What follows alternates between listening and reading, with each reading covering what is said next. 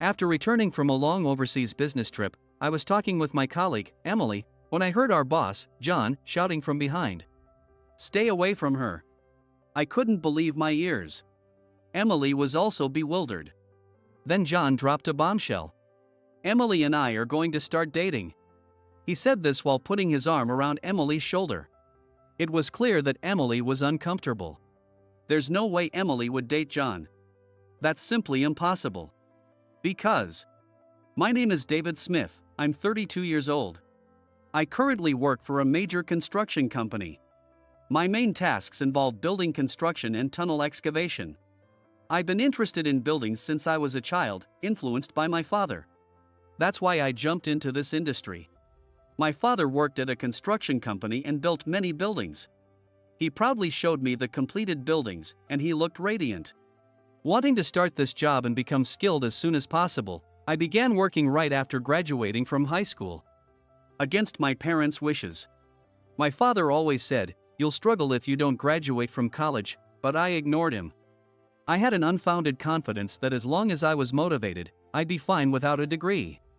But later, I would come to realize that my father was not entirely wrong. After joining a well-known construction company in my hometown, I worked energetically as an apprentice. I did everything I could and actively studied. Though I never liked studying, I could do anything related to my beloved construction work. My bosses and colleagues were kind, and I quickly gained skills. Then, a turning point came. A few years after I started working, I received a transfer notice from the head office. In this company, there is a mandatory transfer every few years to better understand the company. Though I was prepared, I was stunned when I saw the paper from the head office. I was being transferred to the sales department at the head office. Could someone like me, who had always worked on site, handle sales? I was extremely anxious. And my fears would come true. On my first day in the sales department, I walked into the office with nervous steps. It had been a while since I wore a suit, so my movements were awkward. Then, a beautiful woman appeared in front of me. "You're David, right?" "I'm Emily, and I'll be your mentor from today." "Nice to meet you." Emily said this and guided me to my desk. Seeing how kind and approachable Emily seemed, I felt genuinely relieved. And looking at Emily's face reminded me of something. "Are you the Emily who started the same time as me?" Yes, Emily had sat next to me at the welcome party. I remembered how Emily had kindly talked to me since I was fresh out of high school and nervous. Emily seemed to remember the day too when her face brightened up. "Oh, you're that guy. I remember. It's been years since then. It's so nostalgic." We started reminiscing about our early days as new employees, completely sidetracking from work. But then, a loud voice interrupted us from behind. "Chatting right after a transfer? You've got some nerve. I heard you were a high school graduate from the field. But I didn't expect you to look so incompetent. Stop distracting Emily from her work." John was inexplicably furious with me. I couldn't understand why I was being scolded so harshly. What did he mean by saying, I looked incompetent because I graduated high school? Emily immediately came to my defense. "David is my peer, and we were just catching up. I plan to have him shadow me on sales calls so he can gradually learn the job. With his field experience, he'll adapt quickly." Hearing this, John laughed. "Emily, you were peers with this high school graduate? Don't worry. I'll assign a different mentor to him." I was shocked. This was the first time I truly understood what my father meant about struggling without a college degree. Emily looked displeased and unsatisfied with John's decision. "But I already prepared training materials for him based on your request, so I'd like to continue as his mentor." But John was adamant. "Sorry for the trouble, but I'll assign him a more suitable mentor. Jim. Come here." An employee named Jim, who looked a bit older than me, stepped forward. John appointed him as my mentor. "Jim, you'll be mentoring this guy from today. He's a high school graduate like you. It's best for a high school graduate to be trained by another high school graduate." Brilliant idea, if I say so myself. John walked away, patting himself on the back. It became clear that John was extremely concerned with academic qualifications and looked down on high school graduates. I felt only anxiety about the future. As I stood there bewildered, Emily sighed deeply and said to me, "I'm really sorry. John is such a moody person. It's so frustrating. But you'll get used to it soon." Then she returned to her desk. Jim quickly approached me, instructing me to join him for sales rounds. I followed Jim as told. Once we left the office for our sales calls, Jim said something surprising. "David, you're about my age, right? I've been wanting to transfer out of here, but I haven't gotten the orders yet. I don't want to work under someone like John." Jim sighed deeply. It's natural not to want to work under someone as arrogant as John. Trying to console Jim, I said, "I understand how you feel. I was called incompetent just for being a high school graduate right after my transfer. I'm worried about how things will go from here." But Jim's expression didn't brighten. Then he revealed something shocking. "The reason he switched your mentor from Emily to me is because Emily is his favorite. He probably didn't like seeing you talking to her." "What? He changed my mentor just because of that?" Jim continued. "Yeah. The sales department is John's domain. In the past, he transferred male employees rumored to be close to Emily. That's the kind of person he is." I was speechless. It's one thing for John to have feelings for Emily, who's much younger than him, but it's absurd for him to be jealous of other employees. I felt completely stunned. I had no confidence in my ability to work here without issues. For now, I followed Jim on his sales calls, taking notes on everything I needed to learn. I will learn my job quickly so that John won't say anything to me. I swore this in my heart. But when we returned to the office after the sales rounds, the atmosphere was unusually noisy. In the midst of my curiosity, I saw Emily approaching. I glanced over at John. Sure enough, John was watching Emily closely, just as Jim had said. It was evident that John had feelings for Emily. "John suddenly decided to wrap up work early today and have a welcome party for you. You're coming, right? Wrapping up work early for a welcome party." I appreciated the gesture, but I wondered if it was really okay to leave work early. I was sure John just wanted an excuse to go drinking with Emily. I was certain of that. Jim seemed to have the same thought and looked exasperated. "I'm glad they're having a party for me. I'll definitely join," I said, making Emily happy. Then, I returned to my desk to finish up some work before the party. Following Jim's instructions, I was working on preparing some materials. At 5 p.m., the office started heading to the designated pub. Emily got ready to leave and came over to my desk. "David, let's go." Though Emily invited me, I wanted to finish a bit more work first. "I'll be there soon. Please go ahead without me," I said, continuing my work. Emily, seeing my situation, said, "All right, I'll go ahead," and headed to the pub. Jim stayed with me, so I hurried to finish my work. Just as I was making progress, John came over to my desk. He dumped a pile of documents in front of me. Jim and I were both stunned. "These documents need to be sorted by tomorrow. You guys can come to the welcome party after finishing this." "Not that I expect you to finish." I was speechless. John left the office, laughing and in high spirits. Jim was shaking with anger. John planned this from the beginning. This is all John's work. It's infuriating. I upset Jim because of my actions. Missing the welcome party bothered me less than that. I apologized to Jim profusely. "I'm sorry for this. I'll handle it alone, so please go to the welcome party." But Jim picked up some of the documents and started working on his computer. "A party without you wouldn't be any fun.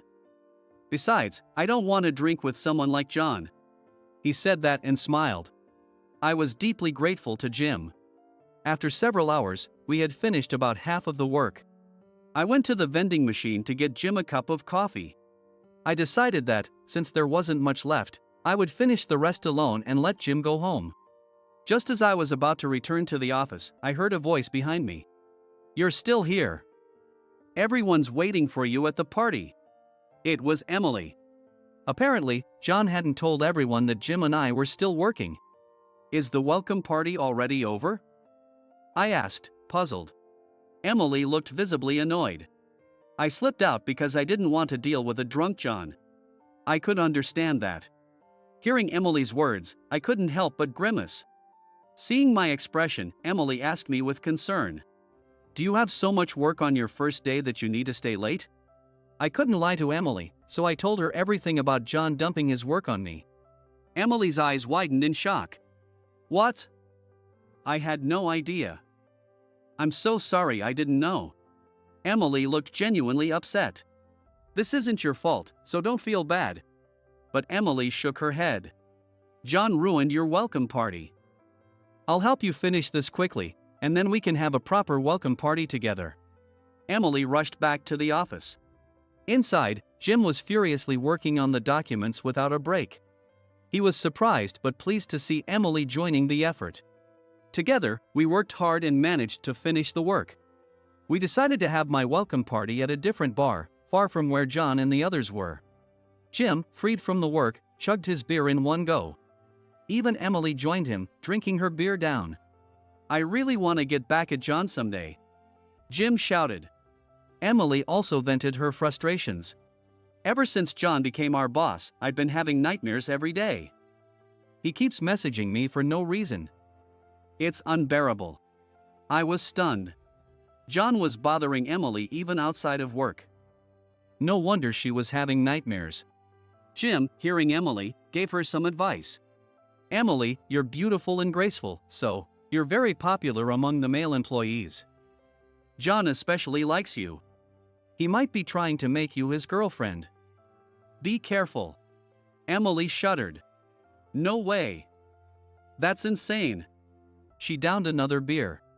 Despite the short time, we had a fun welcome party. We promised to go out again and exchanged contact information before leaving the bar. As we stepped out, I felt a chill run down my spine. John was standing right in front of us. What are you doing here? And with Emily. We all turned pale. Emily quickly tried to defuse the situation. We just ran into each other and decided to have a meal together. But John, already drunk, wasn't convinced and started shouting. How dare you meet behind my back? And drinking with Emily without my permission. You'll pay for this. Jim and I were speechless. Why would we need John's permission to drink with Emily? It made no sense. John, you're drunk. Let's just go home, Emily said, trying to calm him down. Despite her earlier dislike for John, Emily was willing to leave with him for our sake. John happily walked beside her, grinning like a fool. I was too stunned to speak, realizing just how foolish he was. The next day, I trudged to the office with a heavy heart. After yesterday's events, I had no idea what John might say. I braced myself for the worst. Sure enough, as soon as John arrived, he made a point of walking past me and loudly said, "Having a high school graduate here drags everyone's morale down. It's really awful." John constantly made snide remarks about Jim and me. Just because he graduated from an elite college didn't give him the right to look down on others. But I ignored John and kept working. If I quit now, I would be giving him exactly his wish. Despite enduring John's relentless belittling, I persevered. As the days went by and the toll on my mental and physical health grew, a rumor began circulating in the office. It was a rumor that Emily and I were dating. Since exchanging contact information, Emily and I had been frequently meeting up to vent about John, and some colleagues had seen us together. I knew this would cause trouble if it reached John's ears. But it was already too late. Just as I was about to head out for my usual sales rounds, John suddenly appeared before me and dropped a bombshell. "You don't need to go on sales calls anymore."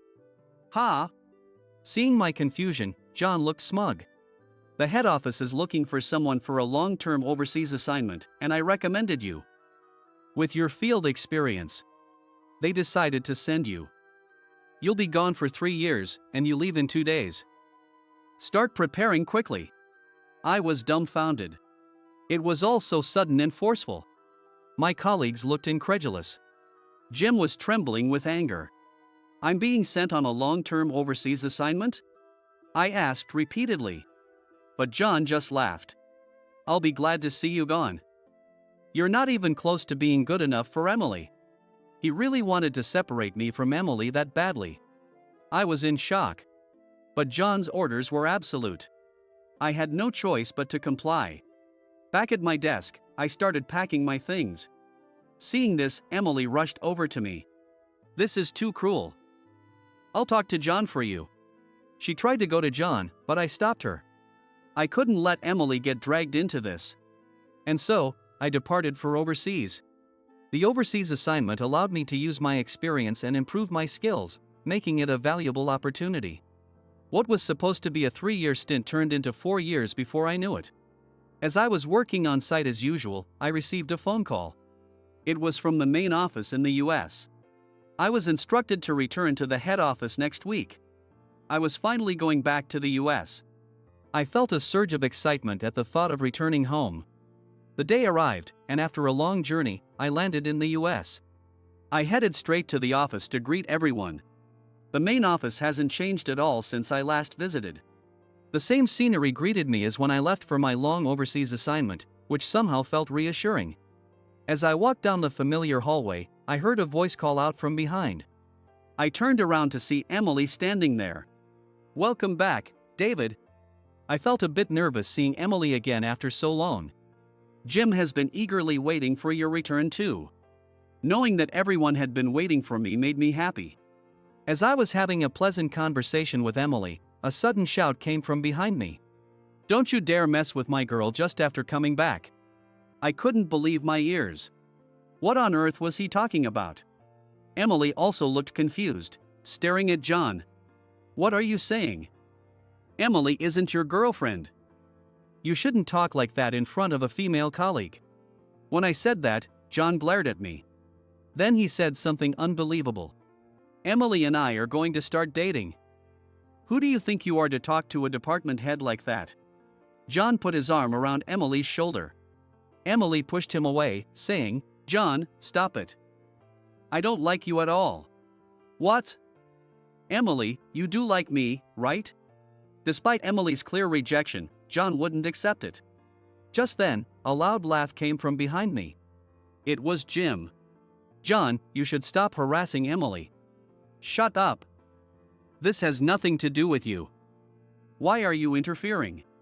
John's loud voice attracted a crowd in the hallway. Everyone watched in shock as John made a scene. Then suddenly, the hallway fell silent. Someone pushed through the crowd and addressed John. "What's all this commotion, John?" The president, Mr. Johnson, looked at John curiously. Then, noticing me, he smiled. "David, you're back. Emily missed you so much. Finally, after 2 years of marriage, you can live together properly." "Dad, please stop saying that in front of everyone." Emily blushed, her face turning bright red. Sorry. I just got excited seeing how happy you are."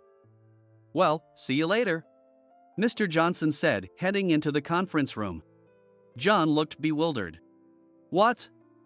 Married for 2 years? Emily is the president's daughter?" John was completely confused. I decided to tell him the truth. "I thought you knew, John.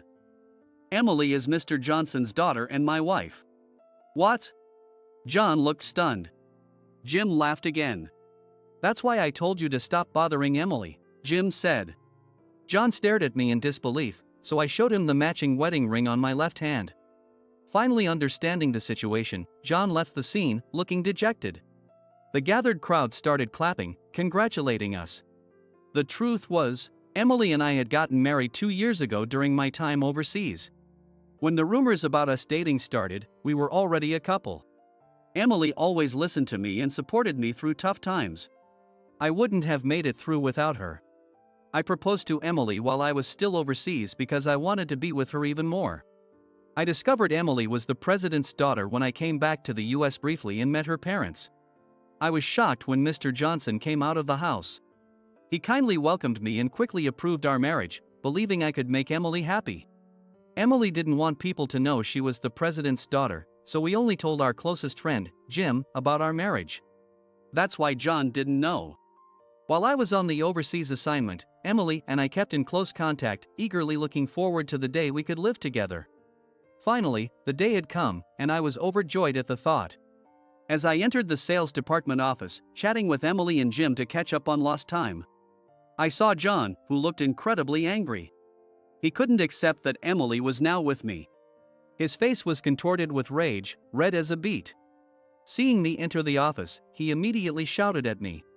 "Someone like you, a mere high school graduate, doesn't belong in this sales department. Why did you come back? You should have stayed overseas forever." Here we go again. I had anticipated this reaction when I told him about marrying Emily. But hearing John's harsh words after so long was tough. If I argued back, it would only escalate things. I bit my lip and endured it. However, John, angered by my silence, hurled even more hurtful words at me. "Oh, there's another long-term overseas assignment opening up. David, why don't you take it?" "Yeah, let's do that." What was he saying? I had just returned. If he didn't want to work with me, he should take the overseas assignment himself. I could only sigh. Then, a loud voice came from behind me. "That won't be happening. Mr. Johnson. Why are you here?" The person who shouted behind me was Mr. Johnson. It seemed Mr. Johnson had been listening to John all the time. John starts to get upset. "This is my company. I can be wherever I want. Do you always belittle David like this?" Mr. Johnson was clearly angry. "No, it was just a joke. This is the first time I said something like that. Right, David?" John tried to get me to back him up. Did he really think I would support him? I would never do that. I told Mr. Johnson the truth. John always calls me and Jim useless high school graduates. I've gotten used to it by now. John's face fell, as if the world was ending. Jim nodded in agreement. Just earlier, Emily also told me about John's true nature. I couldn't believe it, so I decided to check on the sales department. And this is what I found. "John, you don't understand anything. David is about to become someone you should never treat this way." "What do you mean?" John and everyone else listened intently to Mr. Johnson's every word. Even I was anxious to hear what he would say. Mr. Johnson finally spoke. "David, you are just like your father, ambitious and dedicated to this company. I believe you can handle this company when I step down. I want to retire soon." Everyone watched in stunned silence. John was too shocked to speak. "Will you become the president of this company?" Mr. Johnson looked at me with a serious gaze. "Me, the president?" Even though I married Mr. Johnson's daughter, making me president seemed far-fetched. Then, the sales department door opened again, and the vice president, Mr. Anderson, entered. David will surely lead this company to great heights. He had a stellar reputation during his overseas assignment. He'll do just fine. My father confidently recommended me. I felt a surge of warmth at his unexpected praise. "Thank you, Dad." "Wait, Dad? The vice president is your father?" John stammered, clearly shaken. There was another secret I had kept from everyone. The vice president of this company was indeed my father.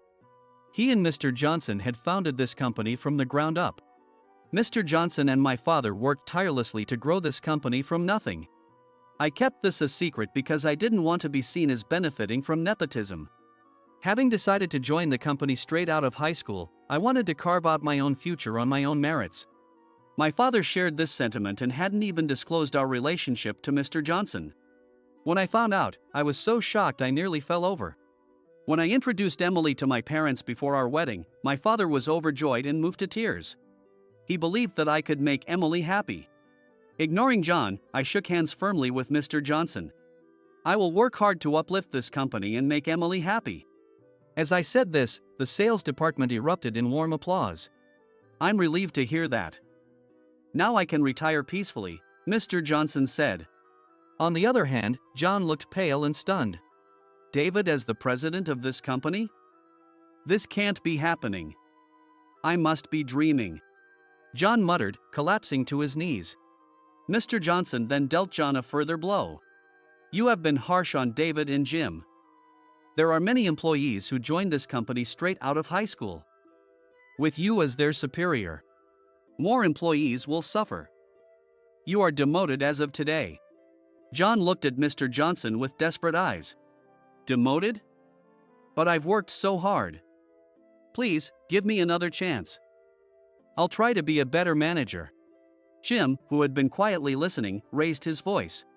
Someone who looked down on us, as incompetent high school graduates can't suddenly become a good manager. Start over from scratch. Mr. Johnson nodded in agreement. Unfortunately, I agree. People don't change that quickly. Reflect on your past actions. John hung his head and began to cry. None of our colleagues went over to comfort him.